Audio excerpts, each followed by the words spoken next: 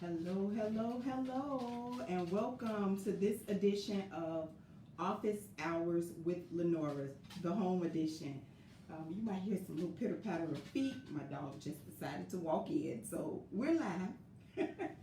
Thank you for joining me on today, and like no different than any other of my sessions here, Office Hours with Lanora serves 3 points. First thing is we're going to make sure that those that have an interest in the field of real estate learn about what those available options to them are. Secondly, for those that have begun a real estate pre-licensing course and preparing themselves to move towards testing for licensure, the purpose of Office Hours with Lanora is to help to make sure that you pass that exam on the first attempt. And third, last but not least, is for our practicing real estate professionals. You know, I love you guys. You took the leap, and I want to make sure that I pay it forward to help you in your careers to have some longevity. So today, our topic will center around, and I wrote it down, how much money do I need to begin a career in real estate? Pretty common question that I get. Lenora, how much is this going to cost me? And that second question is, how much do I need to get started? And I'm going to break that down for you today. So we're going to look at different areas. I'm going to cover everything from the pre-licensing course to you actually getting in the business and working. So let's take a let's take a look at the very beginning, which is dealing with pre-licensing. You've got to start with a pre-licensing course. So no matter where you go, what school, there are requirements per the Illinois Department of Financial and Professional Regulations that you must complete. You're going to take a pre-licensing course for the residential leasing agents. That's 15 hours in coursework. For the brokers, that's going to be 75 hours of pre-licensing coursework that you'll need to complete. So that pre-licensing course, depending on what school you go to, if there's a sale or a special going on at that school, can range between $300 and I've seen some upwards of about $800. That's an estimation and a range. So you expect to spend that. I tell all of my students in the very beginning, we're going to be looking at the course itself and that cost, the cost for testing, the cost to get an actual copy of your license from the state, as well as the membership dues that you'll be paying to join the real estate office that you'll be a part of, as well as an association for real estate professionals.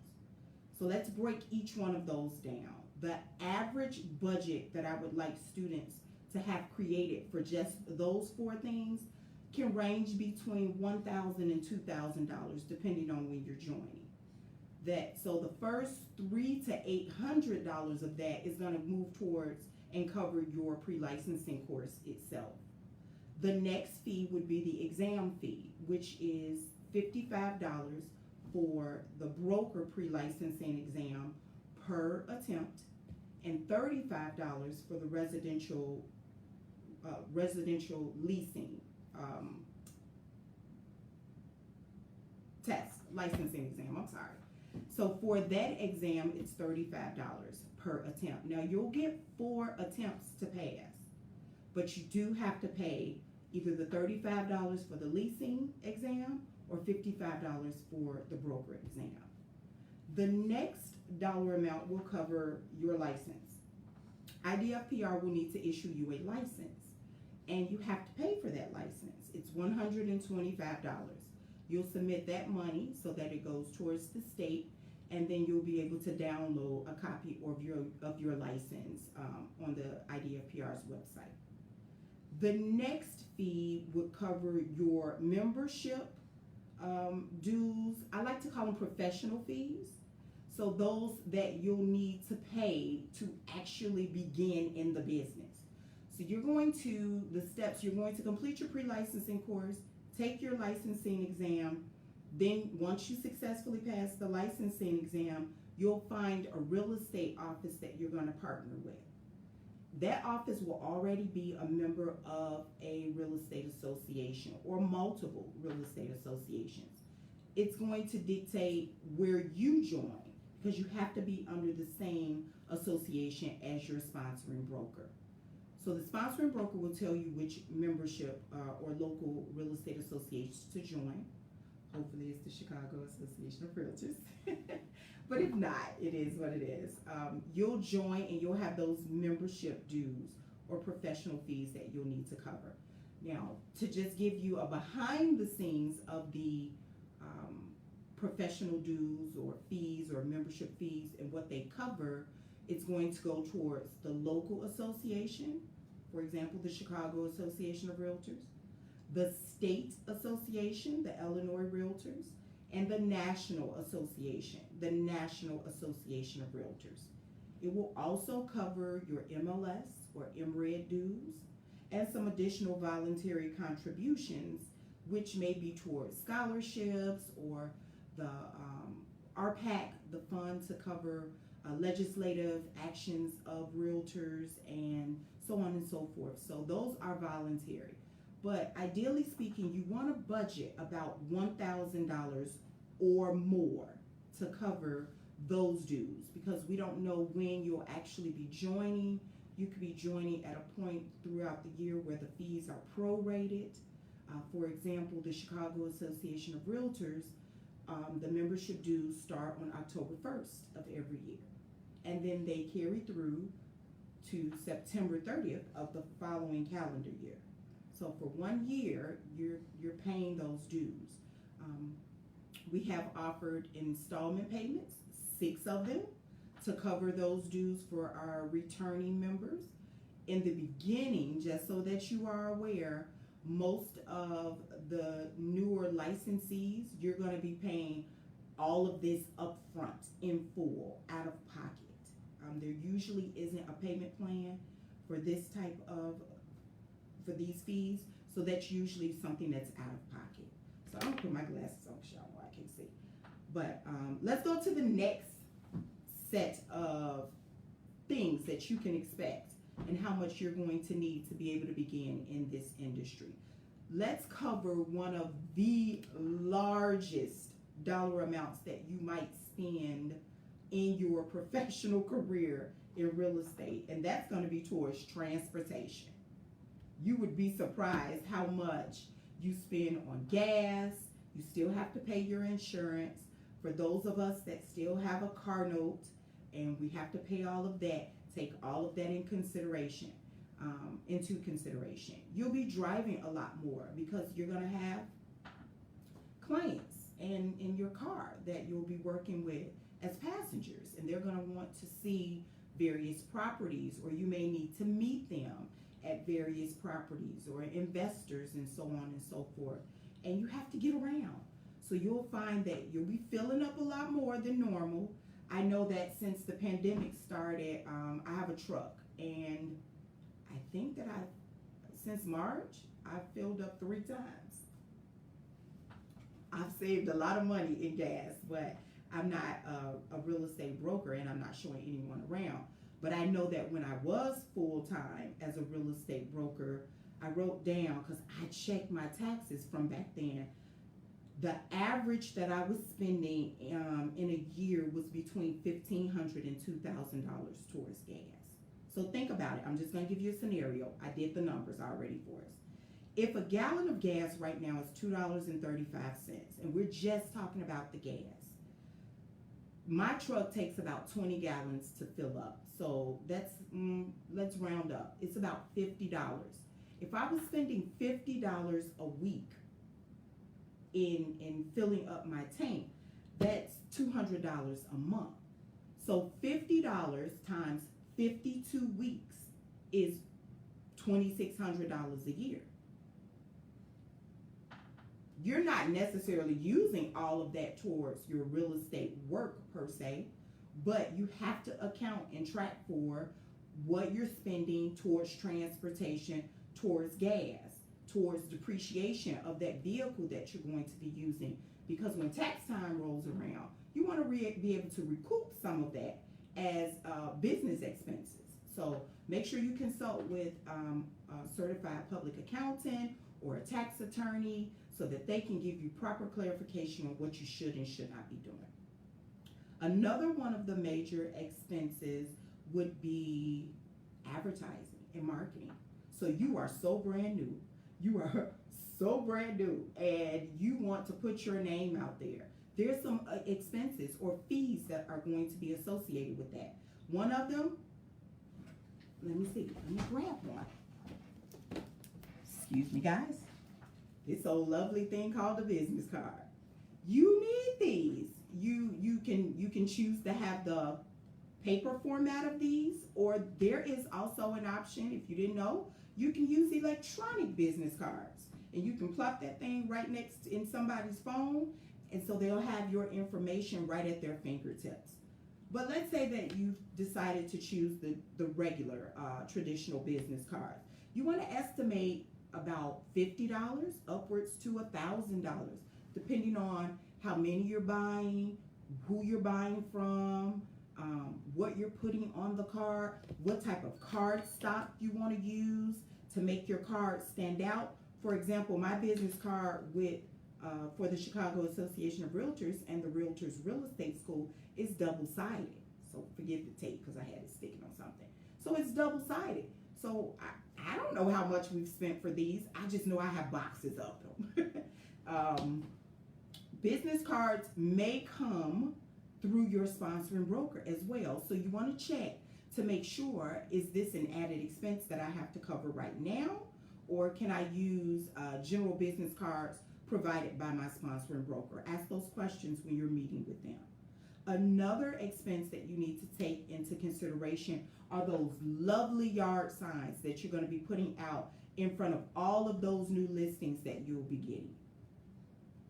Those yard signs aren't free. So they have to come from somewhere.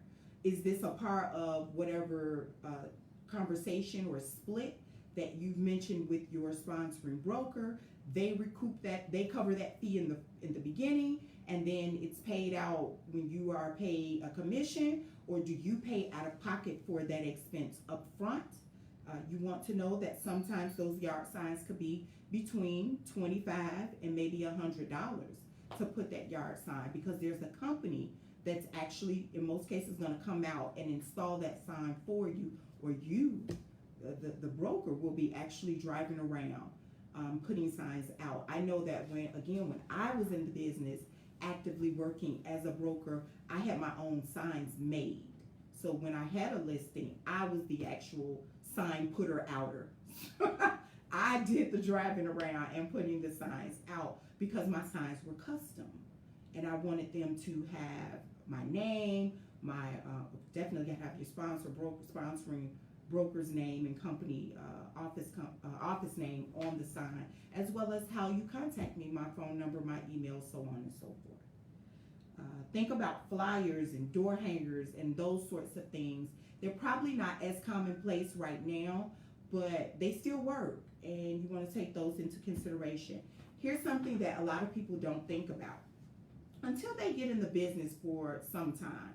But if you're around some seasoned real estate professionals, you'll know this secret right away. You should own your name.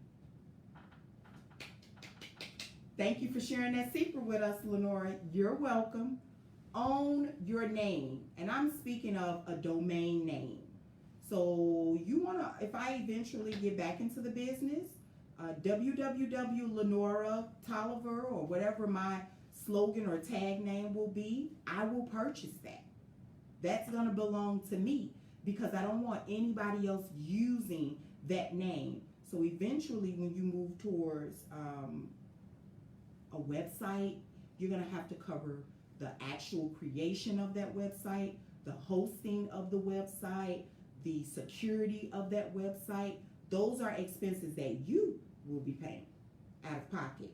So it can range from being free to upwards of thousands of dollars, depending on how much or how many pages or what type of functions you want your website to be able to do.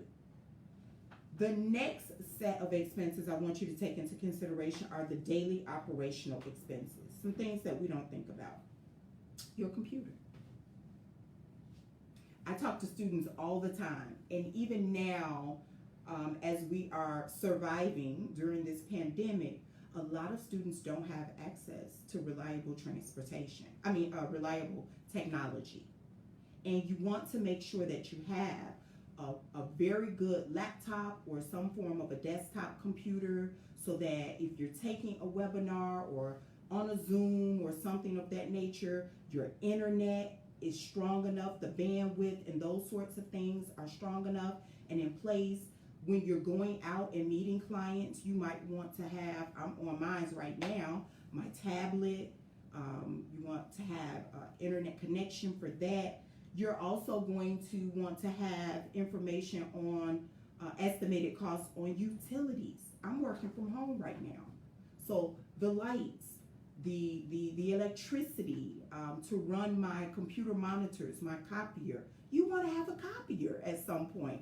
You want to have a home-based setup or some form of a home office, so that you keep your private real estate information separate from just having it spread all out. You do what you have to do financially to get to where you want to be, but I'm telling you, you're going to need the basics. You're going to need some electricity. You're going to need a laptop. You're going to need a printer. Think of another expense that I use on a regular basis. Forgive it, it's a little dirty. Cell phone.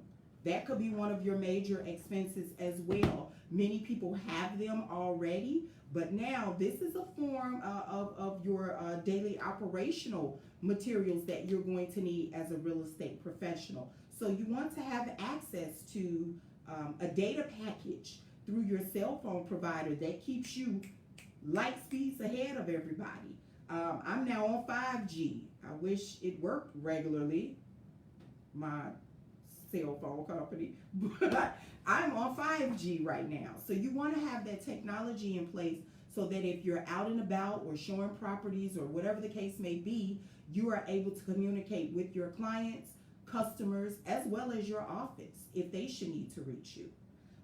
Other things that you're going to want to take into consideration, you might want to become incorporated one day as a business, as an LLC.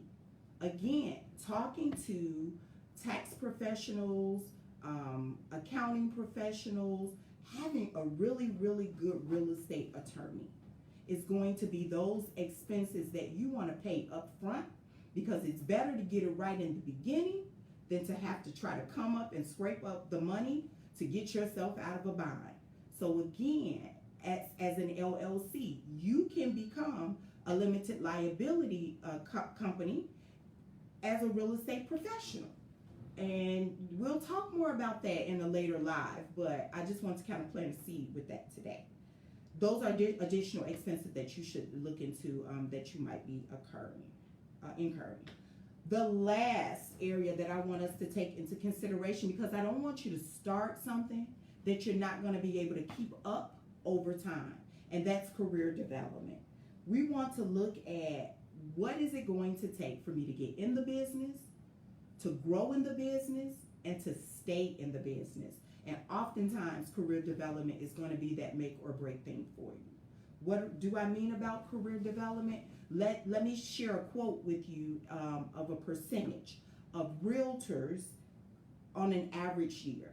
49%, according to the National Association of Realtors, 49% of practicing real estate professionals, realtors, spend about an average of $500 a year towards things like continuing education, certifications, designations, any type of conferences that will help them learn new techniques in the business as well as grow their business.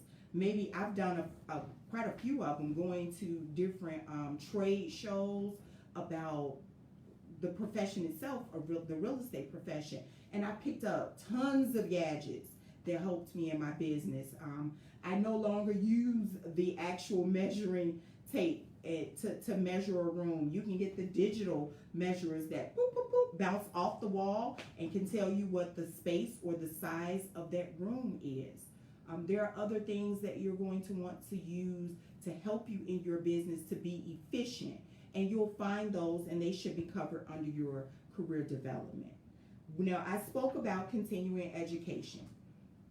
Take those fees into consideration too. But as for right now, we're only talking about what it's going to take for you to get started in this business. If you're newly licensed, chances are a renewal cycle is not like right now. For real estate residential leasing agents, the renewal is typically July 31st of even number years. For real estate brokers, it's even number years, April 30th of those even number years. But we all know that we have an extension. My glasses keep sliding, y'all. We have an extension for this year, but usually it's, again, April for brokers, July for residential leasing agents of even number years, April 30th of odd number years for managing brokers. So let's look at career development in reference to designations and certifications. I love it. I mean, love it when real estate newbies, newly licensed individuals come back and invest in themselves even more and take other classes like a roadmap to a transaction, like a designation, accredited buyer representative, where you're specializing in working with buyers, or the seller's representative specialist, where you're specializing in working with sellers, or the pricing strategies advisor, where you're trying to get that comparative market analysis and that the numbers right for a listing on the first attempt, so that you draw enough attention to that listing and sell it as quickly and for the most money for your seller.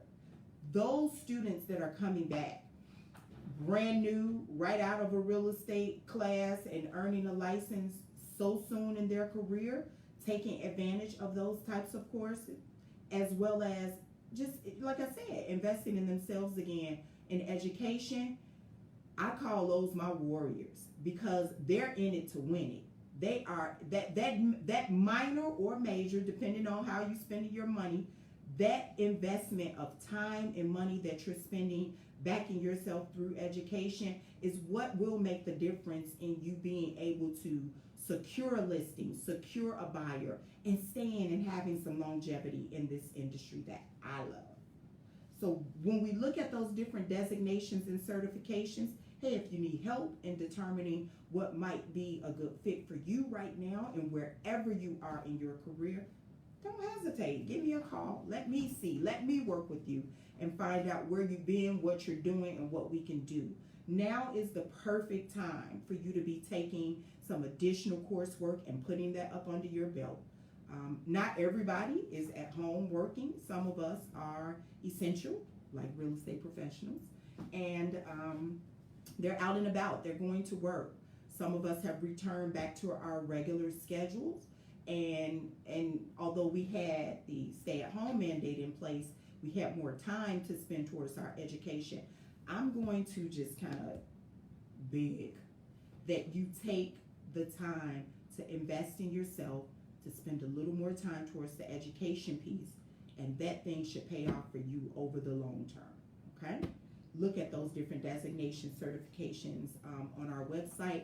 Look at the various conferences. Although we're not meeting as a group right now because of this pandemic, a lot of this stuff is happening virtually. So you might be able to find a lot of those virtual conferences going on right now that you had to fly to another state to get to. It's to your advantage to take advantage of being or having access to this information now. Use your time wisely. Use I call it the pandemic time. Use the pandemic time wisely. I pray that we never get or have to be in another pandemic. But one thing I will say for myself and a lot of other people that I know, we're coming out of this thing much stronger than we went into it. I hope that I've been able to cover a lot of those questions or concerns about money. What is it going to take overall to get into a real estate career? From the very beginning, remember that amount, that average I gave you, about $1,000 to $2,000 should get you started. But then you have to take into consideration all of the other things that will be add-ons, that laptop computer, the gas in the car, those conferences or virtual conferences, as well as additional education that you want to secure and put up under your belt. All of those eventually, with a lot of hard work, should pay off for you. And you know, I look forward to each and every one of you joining me. I think I'm pretty amazed at the amount of or the number of people that join my lives or that reach out to me via phone or email, and you have your questions. I greatly appreciate you, and I thank you for supporting me and this Office Hours with Lanora series. It's just a humbling time that I'm in right now, because I have realized recently the impact that I have on a lot of folks' lives, and it's like, whoa. So I want to thank you guys for taking the time. I see each and every one of you that have joined. Some of our instructors are on here, as well as some friends, and even my high school classmate is on here. Hey. So I want to thank you for that.